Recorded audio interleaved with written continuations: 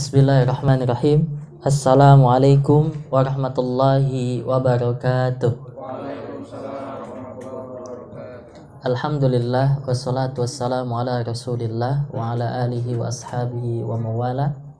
Teman-teman sekalian, para mujahid dan mujahidah di jalan Allah yang saya hormati, alhamdulillah mengucap syukur kepada Allah Subhanahu wa taala atas limpahan nikmat yang Allah berikan kepada kita, terutama nikmat pada pertemuan malam hari ini. Kita berdoa mudah-mudahan pertemuan ini adalah pertemuan dalam kebaikan, dan juga pertemuan ini adalah pertemuan yang Allah ridhoi, sehingga mengantarkan pada pertemuan kita di surganya nanti. Amin ya rabbal alamin.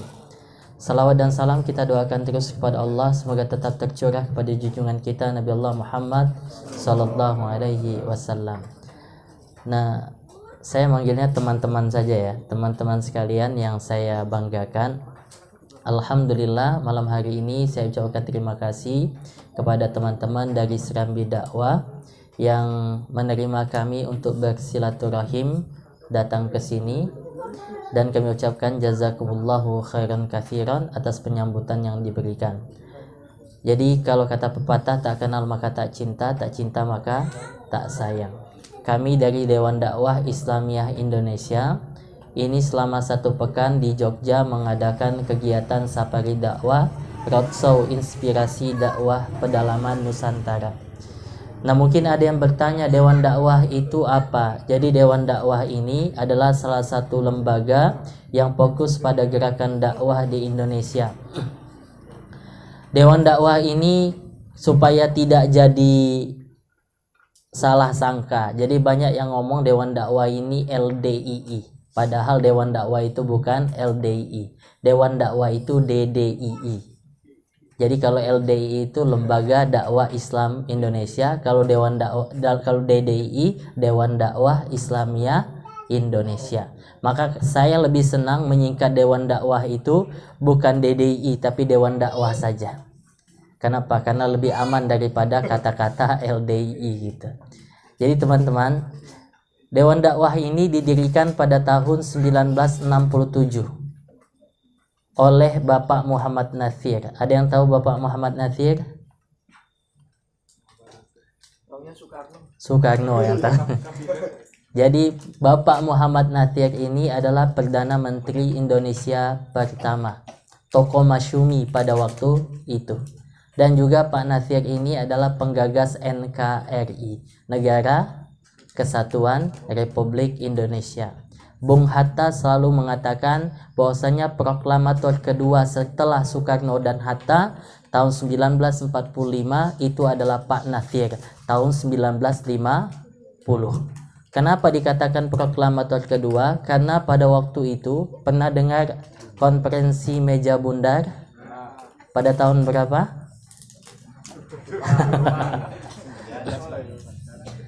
Pada tahun 1949 diadakan di Den Haag, Belanda. Jadi hasil keputusan daripada konferensi meja bundar itu bahwasannya negara Republik Indonesia yang diproklamirkan oleh Soekarno dan Hatta itu menjadi RIS, Republik Indonesia Serikat, terbagi dan terpecah menjadi negara-negara bagian. Dulu ada negara Aceh, bahkan ada negara Yogyakarta. Nah, Republik Indonesia hanya satu bagian daripada negara bagian-bagian tadi. Jadi terpecah-pecah. Sebenarnya itu adalah strategi Belanda untuk menjadikan negara-negara tersebut menjadi negara boneka daripada Belanda. Nah, pada waktu itu Soekarno sudah pusing. Kenapa? Karena dia tidak mampu memberikan solusi supaya negara-negara yang sudah terpecah ini menjadi satu kembali.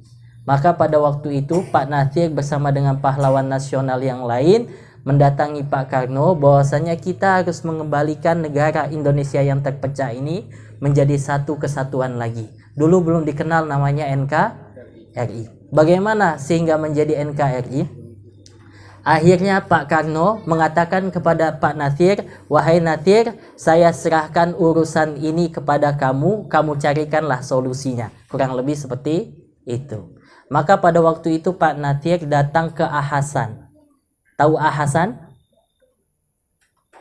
Hasan itu salah satu tokoh daripada Persatuan Islam Persis, gurunya Pak Nasir. Nah, ada organisasi besar di Indonesia ini, ada namanya Muhammadiyah, ada namanya Persis, ada Al-Irsyad, ada NU.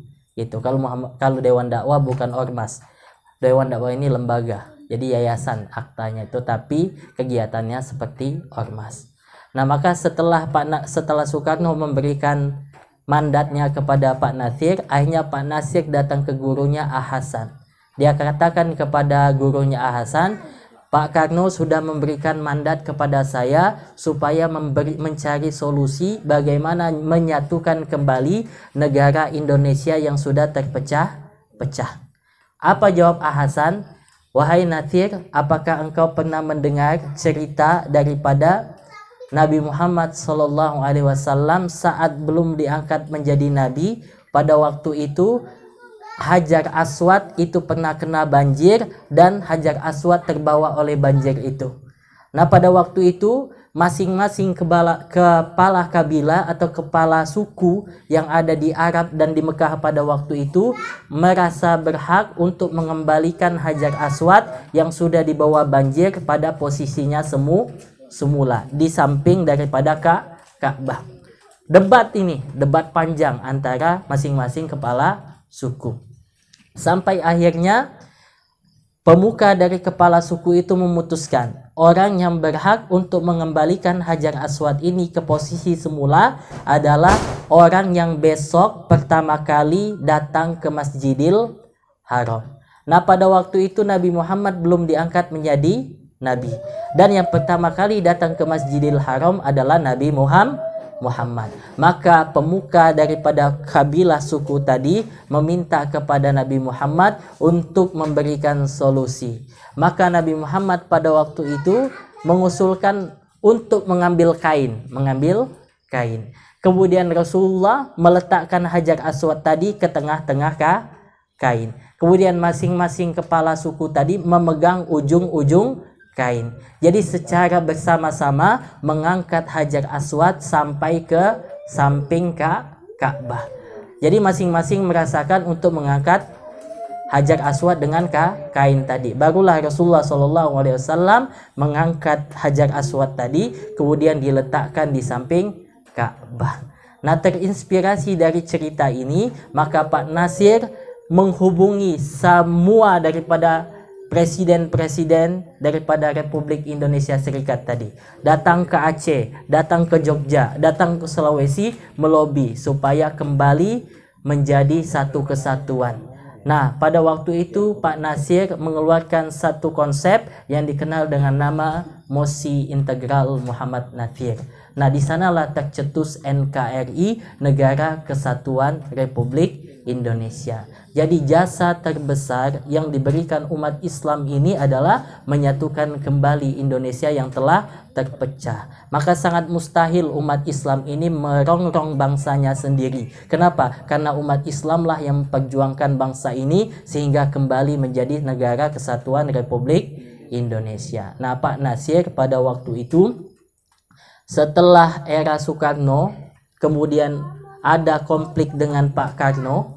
Pada waktu itu tokoh-tokoh Masyumi ditangkap, kemudian dimasukkan ke dalam penjara karena perbedaan cara pandang politik. Maka pada waktu Orde Baru, era Pak Harto, tokoh-tokoh Masyumi tadi dibebaskan, termasuk Pak Nasir. Nah, ketika bebas itu, Pak Nasir langsung mengatakan, dulu kita berdakwah lewat jalur politik, sekarang kita berpolitik lewat jalur dakwah. Maka didirikanlah Dewan Dakwah pada tahun 1967. Nah, dari pertama kali didirikan, Dewan Dakwah telah fokus pada gerakan dakwah di Indonesia, diantaranya mengirimkan dai-dai kepada pedalaman Nusantara. Yang saya ingat dari Pak Nasir, itu kalau kita lihat di YouTube, pesan terakhir dari Pak Nasir, dia mengutip syair dari Syauqi Bey. Apa itu? Kiptuna ra'yika fil hayati mujahid. Kemudian apa sambungannya? Kiptuna ra'yika fil hayati mujahid, innal hayata aqidatan wa jihad. Tegaklah kamu di dalam hidupmu sebagai seorang mujahid, Sesungguhnya hakikat kehidupan itu adalah akidah dan jihad. Maka ada satu hadis dari Rasulullah Shallallahu Alaihi Wasallam, pokok daripada kehidupan itu adalah Islam, kemudian tiangnya adalah solat, dan puncaknya adalah jihad. Kenapa pokoknya adalah Islam? Karena sekaya apapun manusia di muka bumi ini, setinggi apapun jabatan orang di muka bumi ini, sebaik apapun amal perbuatan yang ia lakukan di muka bumi ini, kalau dia tidak Islam, maka tidak ada nilainya di hadapan Allah Subhanahu wa ta'ala. Wa may yakfur bil iman faqad habita amaluh. Barang siapa yang kafir dengan keimanan, maka seluruh amalnya dianggap habis oleh Allah Subhanahu wa ta'ala. Nah, maka syaratnya adalah Islam. Maka pernah ada satu kali seseorang bertanya dengan Zakir Naik. Zakir Naik pernah ditanya, kenapa orang non muslim yang dia tidak Islam tapi dia baik, suka berbagi, suka membantu orang dan lain sebagainya, kenapa tidak dianggap di hadapan Allah Subhanahu wa ta'ala? Maka apa jawab Zakir Naik? Yang bertanya ditanya, apakah kamu dulu pernah kuliah? Iya, saya pernah kuliah. Kalau kuliah tahapannya seperti apa? Kalau kuliah, kita yang pertama kali daftar dulu. Setelah daftar, selesai daftar, baru masuk ke kuliah. Ikut perkuliahan. Kemudian ikut perkuliahan, ada tugas kita kerjakan. Ketika ada UAS, kita juga ikut UAS. Sampai dengan akhir nanti skripsi. Selesai skripsi di sidang, kemudian di wisuda, baru dapat gelar S1 sebagai alumni, dianggap sebagai alumni. Kemudian Zakir Naik tanya, kalau seandainya kamu ketika kamu mendaftar di kampus tadi, sebelum daftar tadi kamu tidak jadi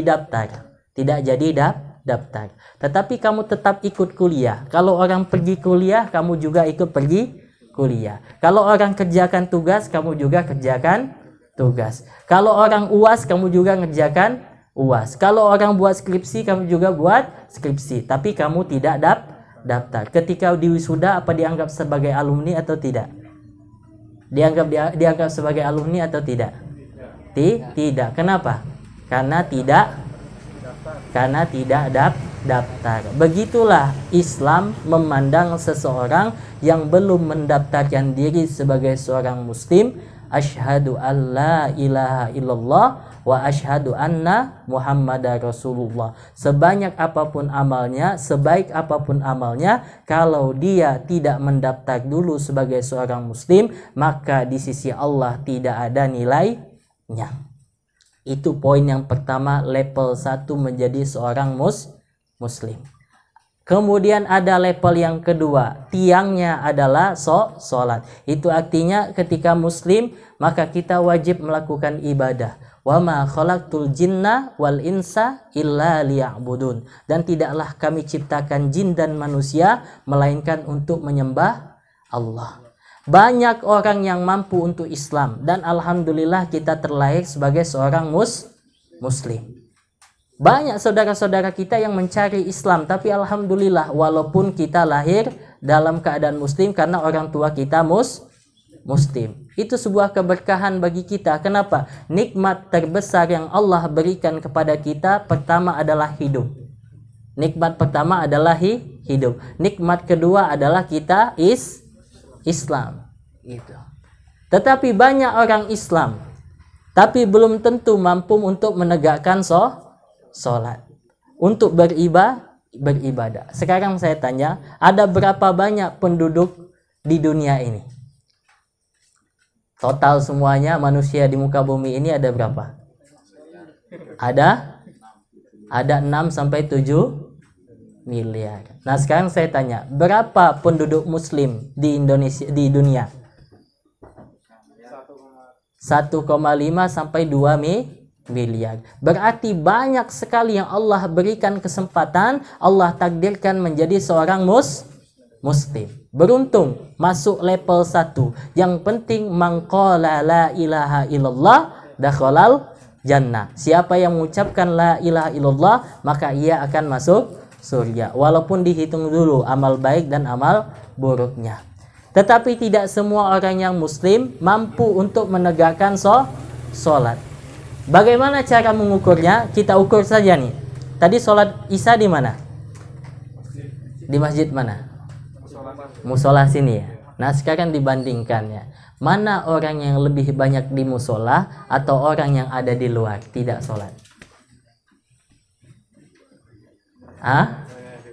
Banyak yang di luar. Maka untuk masuk level yang kedua, beribadah kepada Allah, menegakkan sholat, jumlahnya akan lebih sedikit dari sekedar orang yang menjadi muslim. Pasti lebih sedikit. Kenapa? Karena orang yang di luar lebih banyak daripada orang yang berada di dalam masjid. Nah patokannya kalau orang tidak melakukan sholat, padahal sholat itu adalah tiang ataupun yang pertama kali menjadi indikator untuk semua amal dianggap baik. Kenapa? Karena kata Rasul, awwalu ma yuhasabu indal abdi yaumal qiyamah as-sholah. Yang pertama kali ditanya oleh Allah Subhanahu wa taala ketika nanti berada di hadapan Allah di yaumul hisab adalah sholat. Apabila sholatnya baik, maka baiklah semua amalnya. Tetapi kalau sholatnya jelek, maka semua amalnya sangat jelek. Nah itu. Jadi sholat itu menjadi indikator level 2 seorang muslim. Level 1 hanya menjadi muslim, level kedua naik itu menjadi orang yang menegakkan sholat. Tetapi puncak daripada kehidupan itu yang dinilai oleh Allah Subhanahu wa taala, banyak orang yang menjadi muslim tetapi lebih sedikit yang mendirikan sholat. Banyak orang yang mendirikan sholat tapi lebih sedikit orang yang menjadi mujahid atau berjihad. Kalau dihitung-hitung, pasti dalam sejarah lebih sedikit orang yang membantu agama Allah, memperjuangkan agama Allah dari masa ke masa. Pengikut Nabi, pengikut orang-orang terdahulu yang memperjuangkan agama Allah pasti selalu lebih sedikit. Kenapa level yang ketiga ini lebih sedikit? Karena untuk memperjuangkan agama Allah itu butuh pengorbanan. Untuk sholat kita hanya diperintahkan untuk berkorban 5 menit dalam satu waktu. Berapa menit kalau sholat? Kalau gerak cepat 5 menit kan. Anggaplah kalau agak lama dikit 10 menit. Berarti kita hanya dituntut untuk mengorbankan 10 menit daripada waktu kita. Sekarang saya tanya, banyak sholat, waktu untuk sholat apa banyak waktu untuk main? Yang akhwat, banyak waktu sholat atau banyak waktu untuk main? Banyak waktu untuk main. Tapi dengan waktu yang 10 menit kita masih bisa untuk meluangkan waktu kita, berkorban waktu kita untuk menunaikan sholat. Tapi untuk berjihad pasti jumlahnya lebih sedikit. Kenapa? Karena jihad menuntut perjuangan, pengorbanan. Wa tujahiduna fi sabilillah bi amwalikum wa anfusikum. Dzalikum khairul lakum in kuntum ta'lamun. Dan hendaklah kamu berjihad di jalan Allah dengan harta-hartamu dan dengan diri-diri kamu. Maka membantu di jalan Allah, berjihad di jalan Allah, maka itu menuntut pengorbanan harta dan juga jiwa. Maka pengikut Rasulullah Shallallahu Alaihi Wasallam ketika pertama kali Islam didakwahkan itu jumlahnya sedikit, jumlahnya sedikit, tidak banyak. Jumlahnya tidak banyak. Kenapa? Karena untuk menjadi mujahid, membantu agama Allah butuh pengorbanan.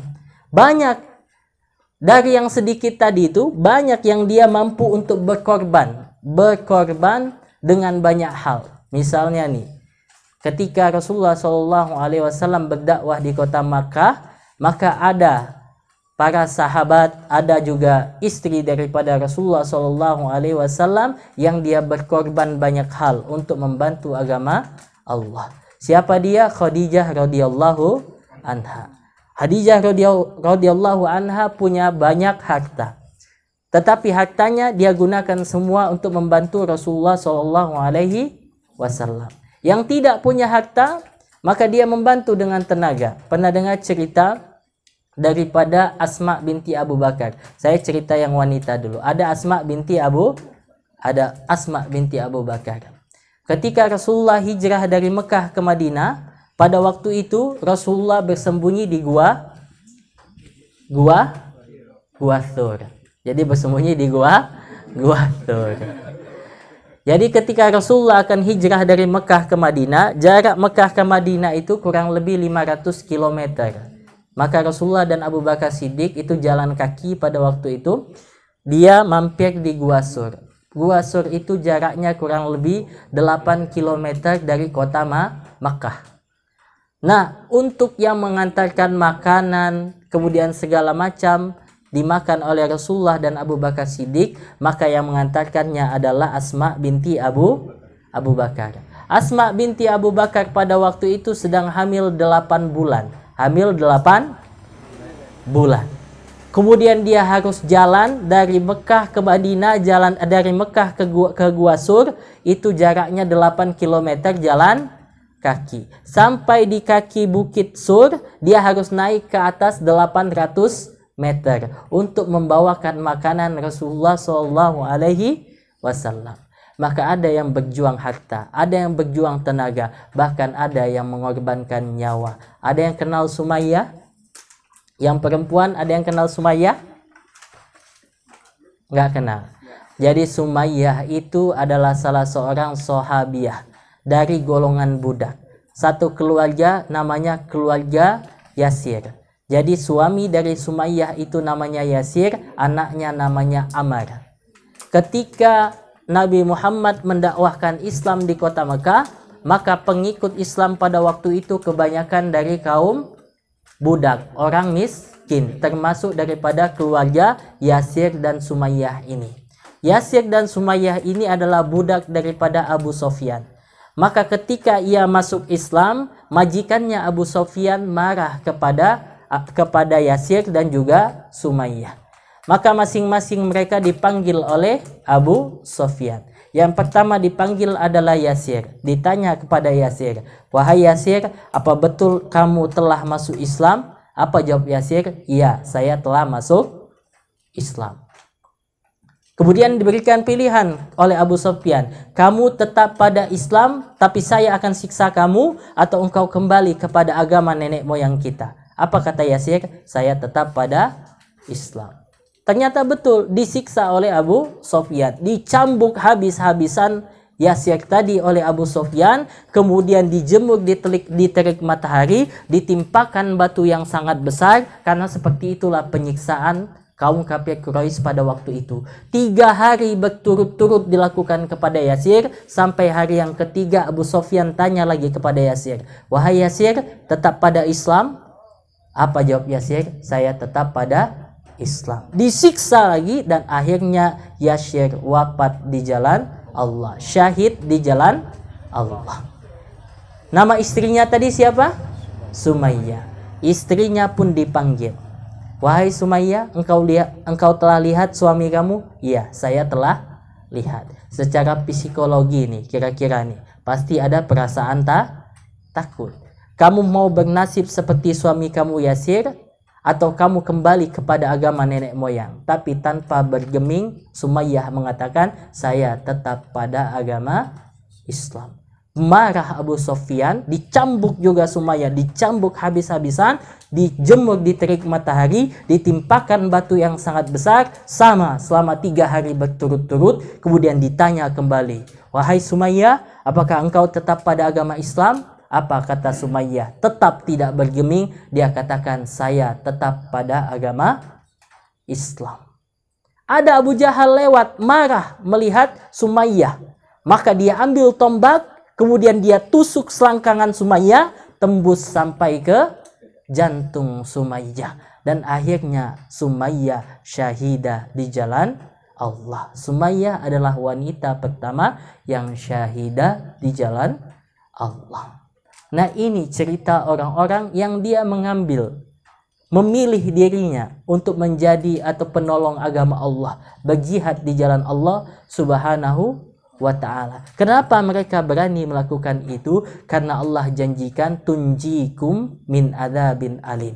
Akan diselamatkan dari api neraka. Yaghfir lakum dzunubakum, diampuni dosanya.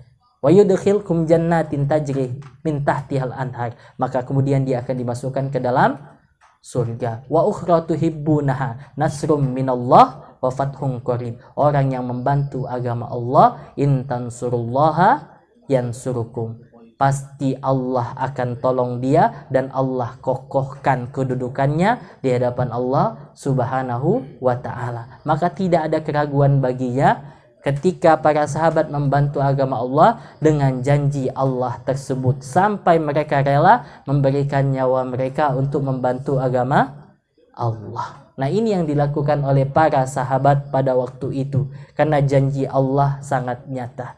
Banyak juga para sahabat yang mampu untuk berjuang seperti ini, tetapi ada juga orang yang tidak mampu istiqomah.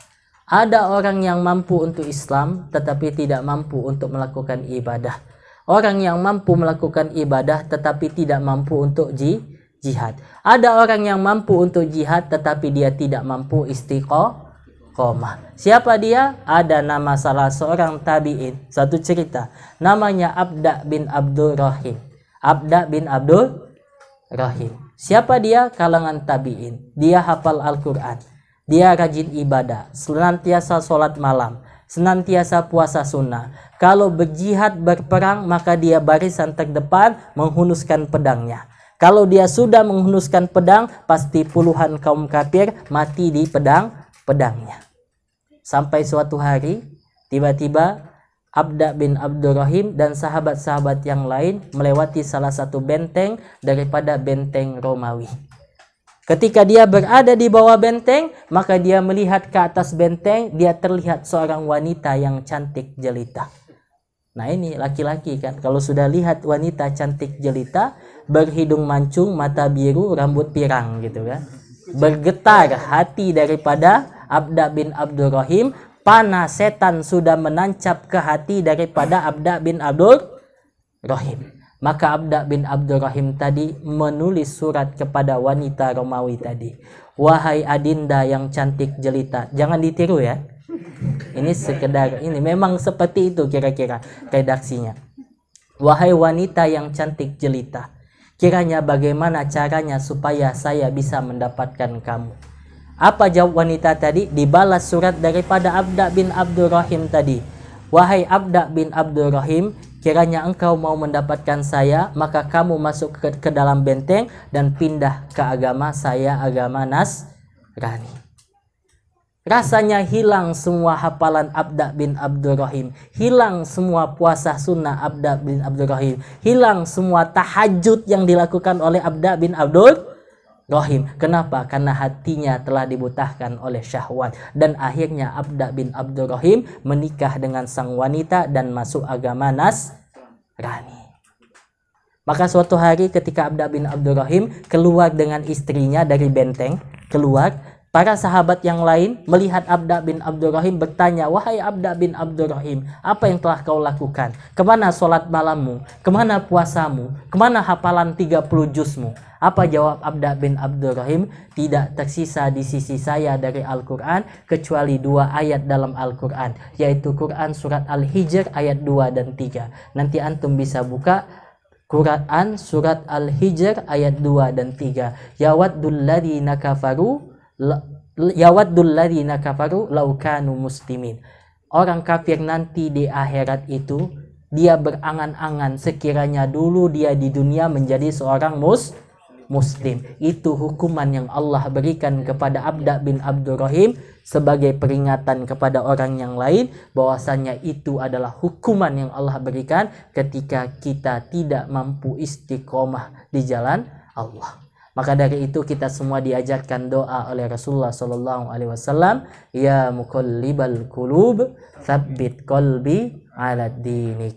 Wahai zat yang membolak-balikan hati, mantapkanlah aku di atas agamamu, agama Islam. Bukan berarti seorang pejuang tidak pernah berdosa. Seorang pejuang pun juga dosa, tapi dia berupaya sekuat tenaga untuk menjauhi dosa-dosa tersebut.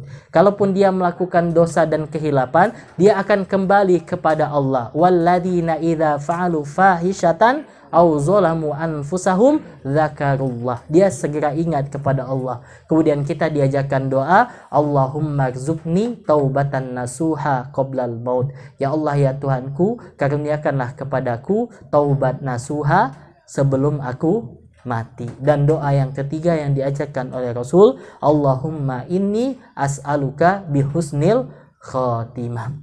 Maka dari itu, teman-teman sekalian yang insyaallah dirahmati Allah, menjadi mujahid itu adalah kewajiban bagi kita seorang muslim. Tetapi tidak semua orang mampu untuk menjadi mujahid. Sama seperti tidak semua orang muslim mampu untuk melakukan sholat.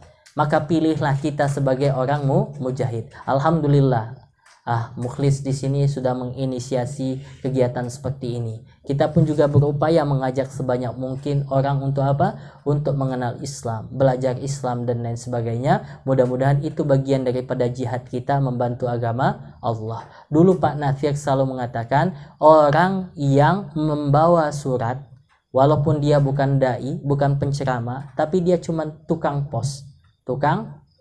Orang yang membawa surat, kemudian di dalam surat itu berisi pesan-pesan dakwah, kemudian dia antarkan kepada tujuannya, maka dia pun telah berdakwah. Nah, sampai segitunya. Nah, jadi melakukan dakwah itu sesuai dengan kapasitas kemampuan masing-masing. Berjihad membantu agama Allah itu sesuai dengan kapasitas kita masing-masing. Maka ranah lingkupnya sesuai dengan kemampuan kita. Nah, Dewan Dakwah Islamiyah Indonesia dengan kegiatan organisasinya di Indonesia ini, maka salah satu yang dilakukannya adalah melakukan kegiatan dakwah di pedalaman Nusantara. Nah, jadi Dewan Dakwah Islamiyah Indonesia sebelum mengirimkan dai-dainya ke pedalaman Nusantara, maka ada proses pengkaderan yang dilakukan. Bagaimana proses pengkaderannya? Kita punya kampus namanya Sekolah Tinggi Ilmu Dakwah Muhammad Nathir. Kampusnya ada di mana? Kampusnya ada di Tambun, Bekasi. Jadi kampusnya di Tambun, Bekasi, kuliah 4 tahun gratis, beasiswa. Dengan catatan ketika kita nanti masuk di interview dulu, apakah Anda bersedia? Nanti Anda diterima kuliah di STID Muhammad Nasir, Anda harus tinggal di asrama selama 2 tahun. Nah, dalam 2 tahun itu tidak boleh pegang handphone kalau tidak ketahuan. Ya, kalau nggak ketahuan kan, tapi kalau ketahuan ya kita diikop gitu kan. Kemudian dalam 2 tahun itu kita harus menyelesaikan hafalan minimal 5 juz, 100 hadis dan 90 qaul ulama. Nah, itu syaratnya. Kemudian menyelesaikan 12 sertifikat yang lain, dan yang terpenting adalah ketika kita selesai kuliah nanti, ijazah kita ditahan sampai kita dikirimkan ke pedalaman selama 2 tahun. Nah, kalau selesai 2 tahun baru kita dikasih ijazah S1. Kemudian kita tanda tangan MOU. Apabila saya berhenti dari kuliah atau mengundurkan diri, maka saya wajib mengembalikan seluruh biaya perkuliahan. Nah, itu syaratnya. Maka kami yang telah selesai di STID Muhammad Nasir, nah ini kita dilepas oleh Dewan Dakwah untuk bertugas di pedalaman. Di mana kita ditugaskan sesuai nasib membawa kita. Kalau nama kita keluar di Kocok ke Nias, maka kita tugasnya di Pulau Nias. Kalau keluar nama kita di Mentawai, maka kita tugasnya di Mentawai. Kalau keluar nama kita di Papua, maka mau tidak mau kita tugas di Papua. Dan qadarullah, saya salah seorang saja dari ratusan dai yang dikirimkan ke pedalaman Nusantara. Saya ditugaskan di salah satu pulau namanya Pulau Buru. Ada yang tahu Pulau Buru? Tempat pengasingan ex Tapol Napol PKI. Jadi Pulau Buru itu adalah salah satu pulau dari Provinsi Maluku. Nah, saya ditugaskan di sana, kemudian dilepas seperti ini sama. Nah, kemudian kita gambaran perjalanan ke tempat tugas kurang lebih seperti ini.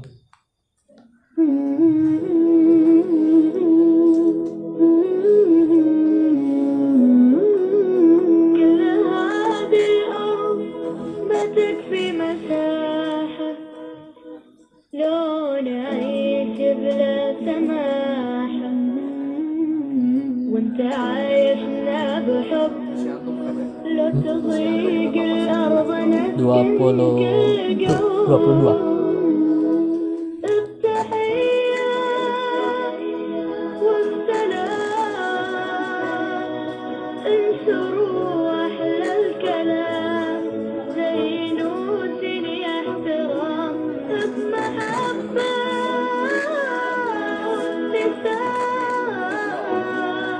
انشروا بين الأنام هذا هو دين السلام. Nah, teman-teman sekalian yang saya banggakan, jadi itu gambaran perjalanan ke tempat tugas. Waktu saya ditugaskan ke Pulau Buru, itu dari Jakarta sampai ke tempat tugas, perjalanan kurang lebih 3 hari 2 malam. Jadi dari Bandara Soekarno-Hatta yang ada di Jakarta, kita terbang ke Bandara Patimura yang ada di Ambon. Dari Bandara Patimura di Ambon, kita transit lagi ke Pelabuhan Galala namanya, pelabuhan kapal feri. Waktu itu kita yang ditugaskan ke Pulau Buru ada 3 orang, saya, Ustadz Hadid, dan Ustadz Tamim. Kita naik kapal feri itu kurang lebih 12 jam perjalanan laut, dan qadarullah pada waktu itu kita tidak dapat tempat duduk. Jadi kita harus duduk di atas tangga bertiga berjejer. Saya di tengah, Ustadz Tamim di atas, Ustadz Hadid di bawah. Di samping kita ada ayam plus tai-tai ayam. Jadi bayangkan selama 12 jam perjalanan laut diombang-ambing oleh lautan sambil mencium aromaterapi. Tapi alhamdulillah, cuma saya pesan ke Ustadz Tamim karena dia di bagian atas. Saya bilang, Ustadz antum jangan sampai muntah ya. Kalau muntah kepala saya jadi baskom, saya bilang. Tapi alhamdulillah 12 jam kita di atas kapal feri, tidak ada yang mabuk sampai kita di Namlea di pelabuhan Pulau Buru. Sampai di sana kita berpisah. Ustadz Hadid dan Ustadz Tamim ke desa yang lain, namanya desa Sanleko dan desa Wabloi. Saya pun ke desa yang lain, dibonceng oleh petugas KUA di sana menggunakan motor, melewati jalan yang berliku, menembus puluhan sungai seperti ini, namun terkadang tidak ada jembatan. Maka tak jarang kita gulung celana kita ini seperti ini berbasah-basahan dengan air sungai karena dalamnya sungai sebatas paha. Kadang bukan kita yang naik motor, tapi motor yang naik kita harus pikul motor untuk bisa menyeberang sungai. Setelah seberang sungai, masuk lagi jalan setapak, kiri kanan hutan bukit. Jalan beberapa kilo ada sebuah kampung. Waktu itu sudah maghrib saya ingat. Jadi saya pikir saya telah sampai, ternyata belum sampai. Dari sana motor kita taruh di kampung itu, kita naik lagi sampan kecil, orang di sana menyebutnya ketinting. Jadi kita membelah lautan lagi yang tak jarang ukuran ombaknya lebih besar daripada sampan kita. Pernah main di laut nggak? Pernah naik sampan ya? Kadang kita masuk ke dalam laut muncul lagi, masuk ke dalam laut muncul lagi. Nah alhamdulillah dengan izin Allah sampai juga kami di tempat tugas, namanya Desa Waihotong Baru. Nah ini Desa Waihotong Baru. Mungkin ada yang bertanya teman-teman, Ustadz, kenapa Ustadz jauh-jauh masuk ke pedalaman ini? Dulu saya juga nanya hal yang sama, ngapain saya jauh-jauh ke sini. Namun Masya Allah, ketika kami sampai di sini, kami dapati satu desa jumlahnya 100 kakak lebih dan semuanya adalah mu'alaf, suku Buru asli. Tidak ada listrik di sini, tidak ada sinyal handphone, apalagi sinyal internet untuk main PUBG. Ya Pak Yan. Jadi yang di sekeliling ada hutan, bukit, dan laut. Apa yang kami lakukan ketika kami sampai di sini? Awalnya saya bingung mau mulai dakwah dari mana. Namun Masya Allah, ketika esok hari tiba, waktu asar tiba, saya dengar anak kecil azan dari musola. Saya datang ke musola, ternyata Masya Allah, sudah duduk antri seperti ini, 80 anak-anak mu'alaf antri ingin belajar mengaji. Dan yang saya ingat betul ketika pertama sampai itu Iqra cuman hanya ada 5 di sana. Itu pun tidak utuh. Ada jilid 1 sampai jilid 3-nya ada. Jilid 4 sampai jilid 6-nya sudah robek. Ada jilid 4 sampai jilid 6-nya ada. Jilid 1 sampai jilid 3-nya yang robek. Namun Masya Allah, walaupun di tengah keterbatasan dengan 5 Iqra yang tidak utuh, anak-anak tetap semangat mengaji. Antri dari jam 3 sore sampai jam 9 malam. Gurunya saya sendiri dan hanya berterangkan lampu pelita karena tidak ada listrik. Namun Masya Allah, karena semangat mereka di sana yang begitu besar, anak-anak kita di sana alhamdulillah tetap semangat. Dan alhamdulillah anak-anak kita di pedalaman ada yang sudah hafal 1 juz, ada yang hafal 5 juz, ada yang hafal 10 juz, ada yang hafal 20 juz, bahkan ada yang selesai hafalan 30 juz, walaupun di tengah keterbatasan karena semangat mereka yang begitu besar. Ada anak binaan kita, binaan Ustadz Alan di Pulau Meranti, suku Akit. Jadi Ustadz Alan itu tugas di suku Akit di Pulau Meranti. Satu hari ketika ia dakwah di sana, datang bapak dan ibu, belum punya agama, animisme, dinamisme. Dia bawa anaknya yang masih remaja, ngomong ke Ustadz Alan, Ustadz tolong Islamkan anak saya Ustadz, anak saya pengen masuk Islam. Kaget Ustadz Alan, lah kan bapak dan ibu juga belum Islam. Nggak apa-apa Ustadz, anak saya pengen masuk Islam. Karena permintaan orang tua, akhirnya sang anak diislamkan, kemudian dibina keislamannya, dan alhamdulillah saat ini sang anak sudah selesai hafalan 30 juz. Jadi anak itu anak pertama dari kampungnya, dia mu'alaf dan berhasil menyelesaikan hafalan 30 juz, bapak ibunya masih non Muslim. Maka di setiap tempat saya selalu minta doa, mudah-mudahan orang tua sang anak mendapatkan hidayah dari Allah Subhanahu wa Ta'ala. Kemudian teman-teman yang saya banggakan, ini gambar mungkin agak gelap. Ini ketika saya membina ibu-ibu di pedalaman. Jadi ibu-ibu di sini, mungkin di tempat-tempat yang lain, saudara-saudara kita dakwah di tempat yang lain. Jadi ibu-ibu di sini hampir 10 tahun masuk Islam, gak bisa ngaji, gak bisa sholat, bahkan untuk berwudu muka dulu atau kaki dulu mereka gak tahu. Tapi jangan salahkan ibu-ibu di sini. Kenapa? Karena tidak ada ustadz, tidak ada dai yang mengajari mereka mengaji dan mengajari mereka untuk sholat. Maka ketika kita sampai di sana, kita ajak ibu-ibu di sana, Bu, ayo ikut belajar mengaji di masjid. Bu, ayo ikut belajar sholat di masjid. Apa jawab sang ibu? Ustadz, katong sangat ingin pergi belajar mengaji Ustadz. Katong sangat ingin sholat bersama Ustadz di masjid. Tetapi katong malu. Katong itu kami.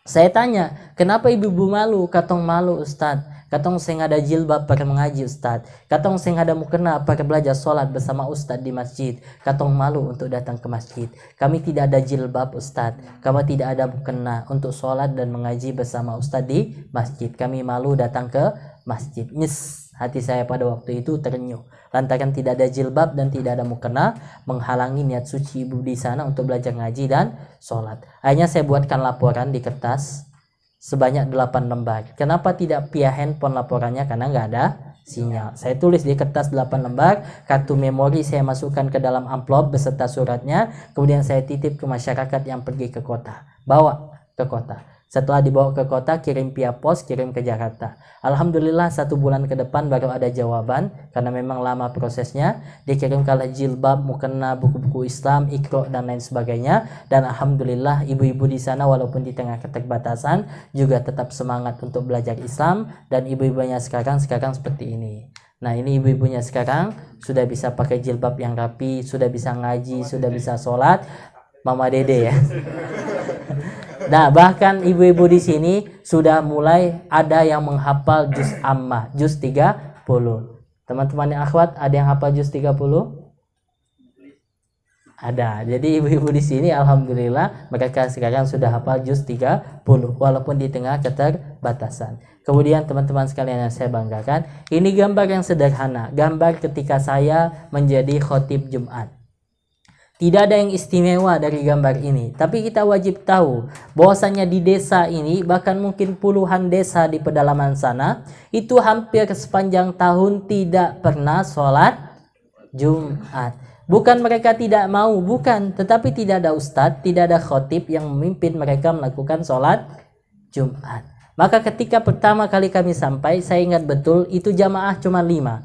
Saya, 2 mudin, 1 orang imam dan seorang anak kecil. Mungkin mudin dan imamnya pun datang ke masjid malu karena ada saya. Sampai imamnya nanya ke saya, Pak Ustadz, apakah kita tetap sholat Jumat? Saya bilang, Pak Imam, walaupun tersisa Pak Imam dengan saya saja, kita tetap sholat Jumat. Sebab kalau nunggu penuh masjid, kapan sholat Jumat? Tapi kami tidak putus asa. Kami ajak terus dari Jumat ke Jumat, dari bulan ke bulan. Alhamdulillah sampai dengan hari ini sholat Jumat terus ditegakkan. Dan alhamdulillah juga walau saya harus menjadi khotib tetap tak tergantikan karena tidak ada yang mengganti. Jadi setiap Jumat saya yang jadi khotib, setiap Jumat saya yang jadi khotib. Yang penting mereka melakukan kewajiban sholat Jumat. Nah, teman-teman sekalian yang saya banggakan, sebagaimana saya sampaikan tadi, yang tugas di pedalaman bukan saya sendiri. Saya ini hanya salah seorang saja dari ratusan dai yang ada di pedalaman. Ini ada dai kita yang ada di Sulawesi Tengah, tepatnya di suku Tautawana. Beginilah perjalanan menuju pemukiman suku Tautawana yang berada di Dusun Ngoyo, Desa Manyoe, Kecamatan Mamosalato, Kabupaten Morowali Utara, Sulawesi Tengah.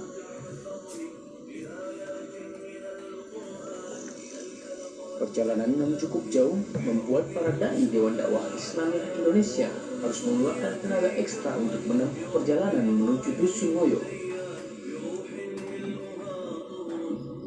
Rute jalan yang sulit seperti harus melewati gunung, sungai-sungai, dan juga jalan yang berliku dan berlumpur harus dilewati oleh para dai agar bisa sampai di Dusun Ngoyo.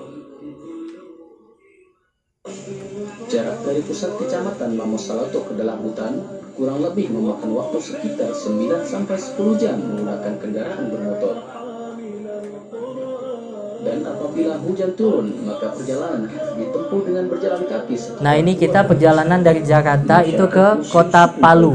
Dari kota Palu itu kita lanjutkan perjalanan darat menggunakan mobil kurang lebih 20 jam itu ke Kabupaten Morowali Utara. Dari Kabupaten Morowali Utara itu kita menuju ke suku Tautawana ini, masuk ke dalam hutan dengan menggunakan motor. Kemudian motor nanti kita taruh di pinggir hutan kalau hujan. Kita harus jalan kaki kurang lebih selama 2 hari. 2 hari jalan kaki masuk ke dalam hutan. Nah, barulah kita bertemu dengan mereka ini, suku asli namanya suku Tautawana. Nah, ketika kita bertemu mereka pertama kali, kita dakwahkan Islam kepada mereka dan alhamdulillah mereka mau masuk Islam. Nah, ini pensyahadatan pertama yang dilakukan oleh Ustadz Sigit di sana. Asyhadu an la ilaha illallah. Coba. Asyhadu an la ilaha illallah wa asyhadu anna Muhammadur Rasulullah. Saya bersaksi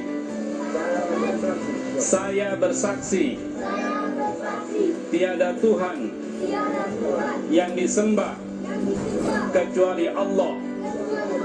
Saya bersaksi bahwasanya. Nah, ketika mereka telah masuk Islam, ini yang pertama, 60 orang masuk Islam. Kemudian mereka pulang ke kampung mereka.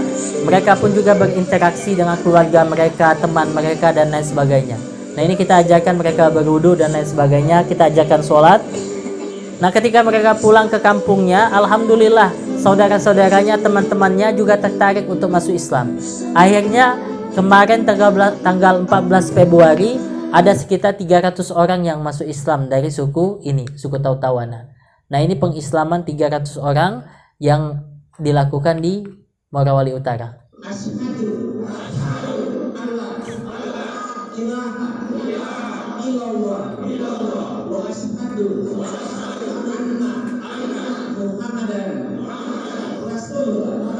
Nah, jadi mereka mau masuk Islam bahkan jalan kaki 2-3 hari untuk bisa masuk Islam. Nah, ketika mereka telah masuk Islam, kita tidak bisa membiarkan mereka saja. Kita harus melakukan pembinaan kepada mereka. Kenapa? Karena mengislamkan mereka ini lebih mudah. Kenapa? Cukup dia ikuti kita, asyhadu an la ilaha illallah wa asyhadu anna Muhammadar Rasulullah, dan mereka masuk Islam. Yang berat itu apa? Melakukan pembinaan. Ada dai yang mau tinggal bersama mereka di dalam hutan, kemudian mengajarkan Islam kepada mereka. Nah, itulah yang dilakukan oleh dai Dewan Dakwah Islamiyah Indonesia. Tinggal bersama mereka, membina keislaman mereka. Kenapa kita harus lakukan pembinaan? Karena kita tidak mau nasib mereka sama seperti saudara kita yang ada di Mentawai. Ini Ustadz Yasir. Tahu Mentawai nggak? Di Sumatera Barat. Nah, jadi Ustadz Yasir ini cerita, ini si Kere, dukun-dukun di Mentawai. Ustadz Yasir ini cerita, dulu banyak saudara kita yang mu'alaf di Mentawai.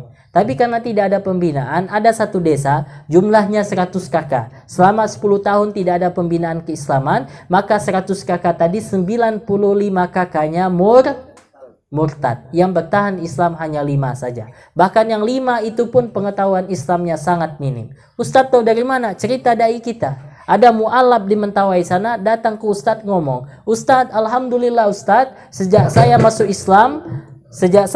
Islam, jumlah peliharaan babi saya semakin banyak Pak Ustadz. Jadi telah masuk Islam masih pelihara babi. Dan maaf, ada yang tanpa malu datang ke Ustadz ngomong, Ustadz, kalau kami tidak ada lauk, kami potong babi ya kami makan. Ketika dai kita datang ke sana, tidak bisa kita katakan langsung, Pak, babi itu haram, tidak boleh dipelihara. Pak, babi itu haram, tidak boleh dimakan. Tidak bisa. Kalau kita lakukan itu, mereka akan menjauh dari dakwah kita. Syukur-syukur kalau mereka tidak cabut tombak, mereka tombak kita gitu. Makanya kita pilih cara dakwah yang bijak. Bagaimana caranya Pak Ustadz? Caranya kita gantikan babi mereka dengan akikah, dengan kurban, buatkan peternakan kambing, buatkan peternakan sapi. Nah, itu cara dakwah bijak yang kita lakukan di pedalaman Nusantara. Sedikit banyak itu membantu pendekatan dakwah kepada saudara-saudara kita yang ada di pedalaman Nusantara. Nah, teman-teman yang saya banggakan, nah ini saya dengan Ustadz Abdul Somad. Ini ketika kami masuk ke suku Talang Mama namanya. Suku Talang Mama ini di Provinsi Riau, Kabupaten Indragiri Hulu. Dari Jakarta kita terbang ke Pekanbaru, dari Pekanbaru kemudian kita naik mobil kurang lebih 6 jam ke Kabupaten Indragiri Hulu. Kemudian dari Kabupaten Indragiri Hulu kita lanjutkan lagi menuju desa Rantau Langsat. Ada sebuah sungai, kita taruh mobil di pinggir sungai, kemudian kita naik sampan menyusuri hulu sungai masuk ke dalam hutan lindung. Perjalanan sampan kurang lebih 6 jam seperti ini.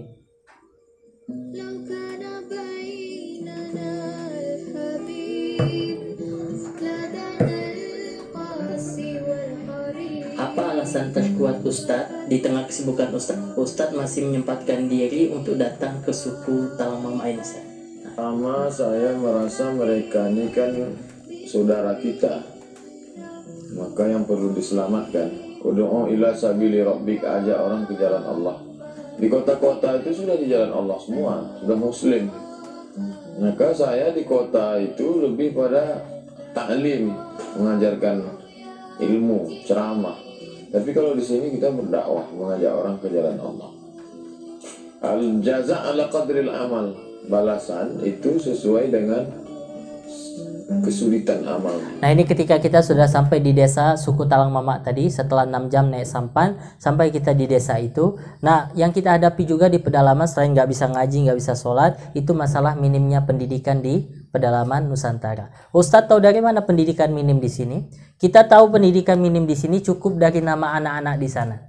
Jadi ketika kita sampai di sana, kita temukan nama anak-anak, kakak beradik, kakaknya namanya Indomie, adiknya Supermi. Iya. Kemudian ada nama anak-anak di sini namanya parabola. Ada nama anak-anak di sini namanya antena. Ada nama anak-anak di sini namanya galon. Bahkan di sini ada namanya rinso. Nah, itu kita temui di sini. Jadi dari nama anak-anak di sini kita tahu pendidikan orang tuanya minim, anak-anaknya juga minim. Kita tanya, "Dek, kalian sekolah di mana?" "Ustadz, kita sekolah di desa tetangga." Akhirnya kita ikut mereka. Kita tanya, "Jauh dekat, Dek?" "Dekat, Pak Ustadz." Ternyata 1 jam jalan kaki, keluar masuk hutan, keluar masuk sungai, sampailah di bangunan semi permanen, dindingnya papan, alasnya tanah. Tapi anak-anak tetap semangat. Yang jadi masalah apa? Sampai di sekolah, gurunya nggak ada. Nah, itu maka dai-dai kita di pedalaman menjadi guru-guru juga di pedalaman Nusantara. Tempat saya bertugas di Pulau Buru tadi, waktu dulu ya, kalau sekarang mungkin sudah ada lokalnya. Dulu 6 kelas cuman ada 3 lokal. Kelas 1 campur kelas 2 papan tulis bagi 2. Kelas 3 campur kelas 4 papan tulis bagi 2. Kelas 5 campur kelas 6 papan tulis bagi 2. Tidak masalah. Yang jadi masalah apa? Ada guru Ustadz, ada guru 3. Yang satu datang 6 bulan sekali, yang satu datang 3 bulan sekali. Maka di sini saya temui anak lulus SD, tidak bisa baca, tidak bisa nulis, tapi lulus. Nah, gimana itu Pak Ustadz? Ya makanya saya bingung. Saya tanya kepala sekolah, kenapa diluluskan Pak kepala sekolah? Udah kasihan, kasih lulus saja sudah katanya. Kurang lebih seperti itu. Maka dari kita di pedalaman juga kita membantu pendidikan anak-anak yang ada di pedalaman Nusantara. Nah, kemudian ini satu sekolah di NTT dulu, Pulau Kera, Nusa Tenggara Timur. Ini sekolah ini lebih layak seperti kandang kambing.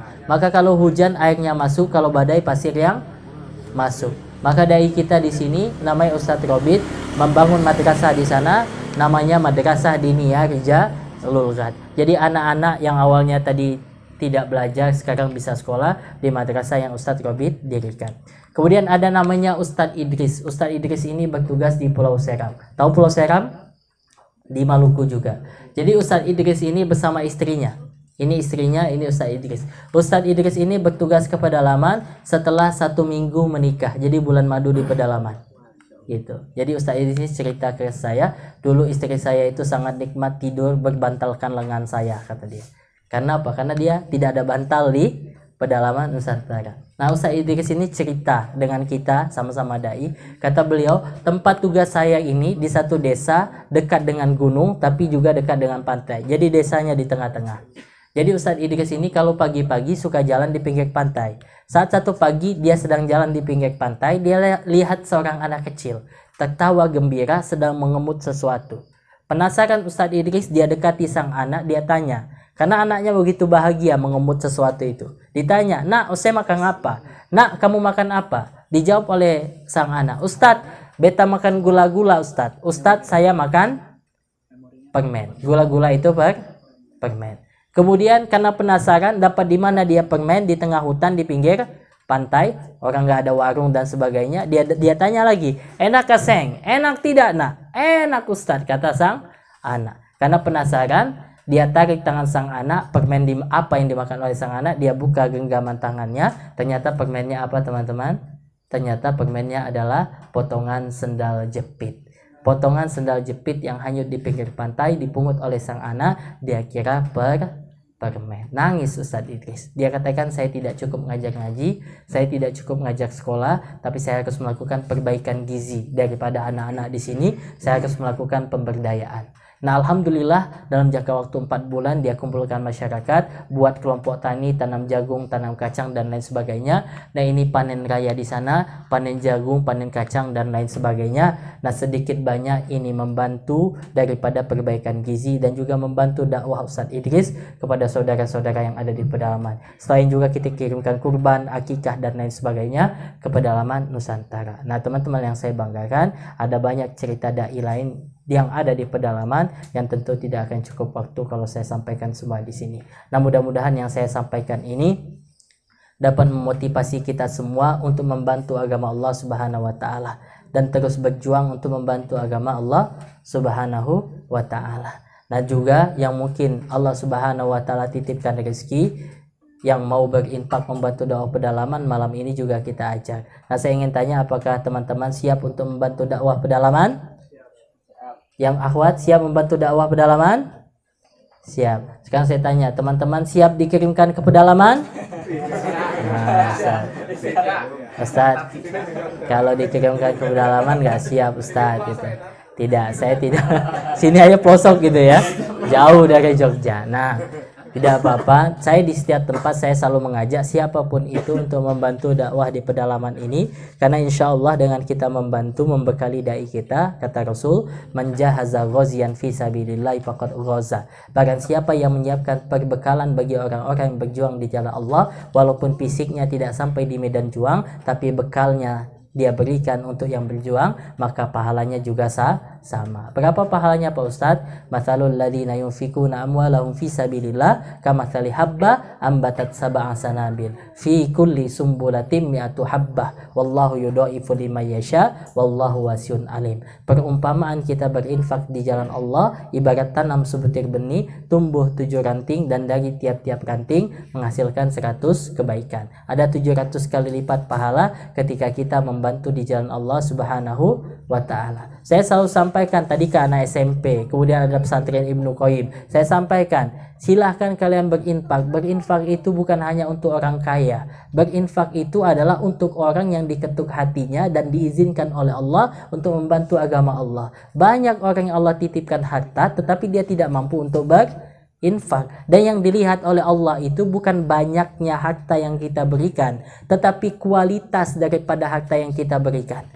Saya kasih contoh kan, saya bilang nih, misal nih Ah Mukhlis punya uang 100.000 anggaplah ya, itu uang antum satu-satunya, walaupun lebih lah, kalau sekarang lebih ya 100.000 ya, contohnya uang Ah Mukhlis 100.000. Tiba-tiba saya datang ke Ah Mukhlis, saya bilang, saya kelaparan, saya datang dari jauh, saya harus beli makanan. Terus saya bilang ke Ustaz Mukhlis, ke Mukhlis, boleh nggak saya minta uang antum 50.000? Kira-kira antum kasih atau enggak? Kira-kira antum kasih atau enggak? 50.000 antum kasih atau enggak? Dibelikan kebutuhannya. Misal kebutuhan saya 50.000, tolong Mukhlis, antum kasih enggak? dikasih ya. Oke, Mukhlis masih punya uang 100.000. Tiba-tiba Mukhlis jadi kaya, punya uang 1 miliar. Datang lagi saya ke Mukhlis, saya punya kebutuhan untuk bangun pesantren 500 juta. Boleh nggak saya minta bantuan antum 500 juta? Tuh, pusing. Belum kaya udah pusing dia kan. Jadi itulah banyak orang yang diberikan oleh Allah harta. Orang nyumbang, orang punya uang 1 miliar, nyumbang 1 juta. Ada orang yang punya 100.000, nyumbang 50.000. Yang mana lebih besar di mata Allah? Yang mana yang lebih besar? Yang punya uang 100.000, nyumbangkan 50.000. Kenapa? Karena dia menyumbangkan sebagian hartanya. Nah, maka itulah yang dilihat oleh Allah. Itulah harta kita itu. Banyak orang yang tertipu. Harta kita itu kan 3. Ma'akalta fa'amnaita. Apa yang kita makan sampai tenggorokan. Setelah sampai di tenggorokan jadi apa? Jadi kotoran. Aulabista fa'ablaita. Apa yang kita pakai menjadi usang. Baju kita, celana kita, mobil kita, semuanya menjadi usang. Bahkan ketika kita wafat, itu semua bukan jadi harta kita, tapi harta milik orang lain, milik ahli waris dan lain sebagainya. Tetapi harta kita yang hakiki adalah apa saja, au tasodakta fa'amdoita, apa saja yang kita sedekahkan, maka itulah adalah harta kita. Maka saya selalu mengajak, dimanapun, berapapun yang kita berikan di jalan Allah, maka yakinilah itulah harta kita. Dan jangan pernah kita menyaksikan firman Allah bahwasanya apa saja yang kita infakkan itu, kata Allah, wa ma anfaqtum min syai'in fa huwa yukhlifu. Apa saja yang kalian infakkan itu pasti Allah ganti. Makanya Abu Bakar Siddiq itu 3 kali menyedekahkan seluruh hartanya. 3 kali. Pernah nggak menyedekahkan seluruh harta antum? Belum pernah kan? Cobalah. Pertama kali Abu Bakar menyedekahkan seluruh hartanya kapan? Ketika hijrah dari Mekah ke Madinah. Ada yang mencatat uangnya pada waktu itu 4.000 dirham. Ada yang mencatat uangnya pada waktu itu 40.000 dirham.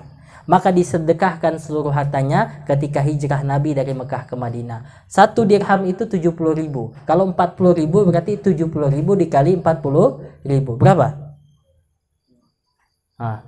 Susah jadi kaya kayaknya. 2,8 M. Itu harta yang disedekahkan oleh Abu Bakar Siddiq. Sedekah pertama, seluruh hartanya. Apakah Abu Bakar jatuh miskin? Tidak. Buktinya apa? Ketika perang Tabuk kembali ia sedekahkan seluruh hartanya. Abdurrahman bin Auf, sampai turun firman Allah yang saya bacakan tadi. Ketika Abdurrahman bin Auf mendapat berita Rasulullah hijrah dari Mekah ke Madinah, maka Abdurrahman bin Auf baru pulang dari kota Syam. Dari kota Syam sampai ke kota Madinah, pada waktu itu dia dagangkan barang-barang dari Syam kepada penduduk kota Mekah. Dia dapat banyak keuntungan. Pada waktu itu juga Abdurrahman bin Auf ingin menyusul Rasulullah hijrah ke Madinah. Maka dia bawa seluruh hartanya. Tiba-tiba pemuka kaum kafir Quraisy mengatakan, wahai Abdurrahman bin Auf, ente ini bukan orang Mekah. Ente itu datang dari luar, kemudian ente mau bawa harta dari sini? Oh nehi, tidak boleh. Tinggalkan semua harta kamu di sini, baru kamu boleh hijrah ke Madinah. Apa kata Abdurrahman bin Auf? Cuman itu syaratnya? Iya. Maka ditinggalkanlah semua harta daripada Abdurrahman bin Auf. Ditinggalkan di kota Mekah. Kemudian dia berangkat ke kota Madinah tanpa membawa sepeser uang pun. Tercatat di dalam sejarah, ditawarkan oleh saudara Ansornya untuk diberikan harta. Kemudian diberikan istri. Tetapi apa kata Abdurrahman bin Auf? Tunjukkan kepada saya pasar. Tapi apakah Abdurrahman bin Auf jatuh miskin? Tidak. Kenapa? Karena janji Allah, wa ma anfaqtum min syai'in fahuwa yukhlifu. Apa saja yang kita infakkan, maka Allah itu akan ganti infak kita. Dan insya Allah gantinya itu berbagai kemudahan. Tidak melulu masalah harta. Fa'amman man atawattaqa wa saddaqa bil husna fasanuyassiruhu lil yusra. Orang yang gemar berinfak, membantu di jalan Allah dan ia yakin ada surga, ada pahala di sisi Allah, maka akan diberikan kemudahan baginya. Kemudahan itu banyak hal. Yang sudah berumah tangga mudah untuk mendidik istri, mudah mendidik anak. Tidak ada kekacauan dalam rumah tangga. Gawat kalau ada kekacauan dalam rumah tangga kan, kemudian kemudahan dalam perkuliahan, kemudahan dalam sekolah, kemudahan dalam kesehatan dan lain sebagainya, itu yang diberikan oleh Allah Subhanahu wa taala. Nah, saya mengingatkan ini kepada kita semua. Di setiap tempat saya selalu sampaikan, yang berhak untuk berinfak itu adalah orang-orang yang dipilih oleh Allah untuk berinfak. Maka hari ini mudah-mudahan kalian adalah orang yang dipilih oleh Allah untuk membantu agama Allah ini, yaitu untuk berinfak untuk dakwah di pedalaman Nusantara. Ustadz, saya untuk makan aja susah Ustadz, cukup berdoa. Kalau untuk makan saja susah, cukup berdoa, jangan paksakan. Berdoa untuk mudah-mudahan kita semua senantiasa istiqomah membantu di jalan Allah, dan mudah-mudahan dai-dai tadi juga istiqomah membantu di jalan Allah Subhanahu wa taala, dan mudah-mudahan kita kembali dipertemukan di surganya Allah Subhanahu wa taala.